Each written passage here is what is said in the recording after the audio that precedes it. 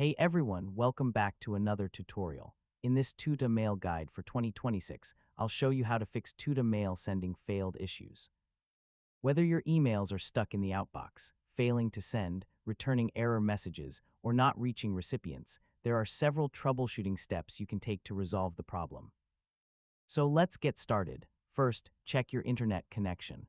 Tuta mail requires a stable connection to communicate with its servers and send outgoing messages.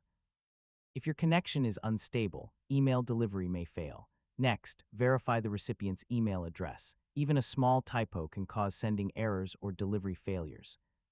Carefully review the address before attempting to send the message again. If your email includes attachments, check their size and format.